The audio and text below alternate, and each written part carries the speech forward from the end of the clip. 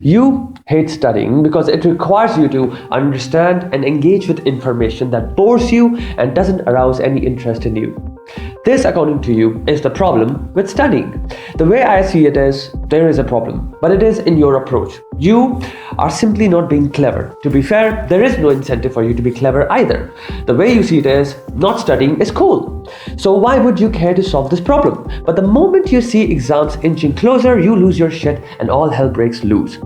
Here is a simple, clever way to solve this problem. Let's say you are A and the objective is B. But B seems impossibly hard because you have no interest in going to B. B bores you and drains your mind. Well, what you haven't realized is you can go to C or D. You see, with a simple shift in your objective, the entire approach of your brain with regards to focus and concentration changes. Up until now, your objective was trying to put all that information inside your brain, which you called studying. And this process is something that your brain rejected and hated, from which you concluded that you hate studying. The truth is, you hate that objective. You hate going to B. Let's consider a different objective. C. What if I challenged you? Here is this concept or bulk of information, and you have to create a blueprint of it, a design, a diagram of it on a piece of paper in your own style. With this new objective, you introduce creativity. The objective is no more cramming information in your head. You made the tedious, exhausting task into a creative challenge. Let's look at why it works. Objective C is a two-step process. Step 1 is understanding the information, and step 2 is fitting it into a diagram of your design. By simply adding a step 2, you distract your brain from the boring step 1, because the new objective is now about proving yourself. It is an ego thing, and suddenly you are focused, attentive, and excited. You tricked your brain by shifting the objective. Here's another studying tip that works very effectively, which you may have heard of. Immediately after you have learned something, teach it to somebody.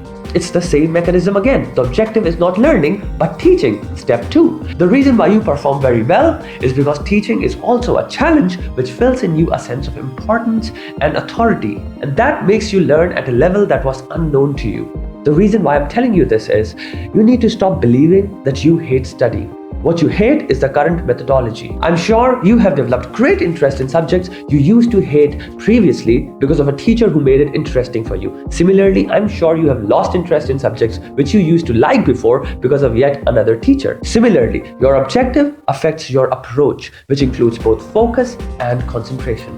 Now, what did I mean by drawing a blueprint? Instead of using a highlighter, underlining, copying the words in a different notebook, try to fit what you're learning into a diagram. Divide the topic into keywords and draw a figure of the concept using arrows, boxes, whatever you want. And on the side, write tiny definitions describing what the keywords mean. When you take any piece of information and try to fit it in a pattern of your style, your concentration is at its highest, because recreating anything requires dismantling it and distributing it into tiny fractions, because that makes it easier for you to rearrange it in the manner you want. In doing so, you understand the information or concept in a much better way than by simply cramming it. But here's the bottom line. If you know the deadline of your exam and you know how it can affect your life, then start today. It may not even be an exam, it could be a goal. But if it has value and can substantially change your situation, then stop everything that is stopping you. And you do that by being honest with yourself. Instead of saying, I'm addicted to my phone, say, I will lose that college, scholarship, job, whatever the reward is. Repeating a problem and not mentioning the consequences is a great escape that will bring you to your ruin. Be honest. It is either the phone or what you want. Is your phone greater than the better life, the luxuries you covet, and the things you want to own?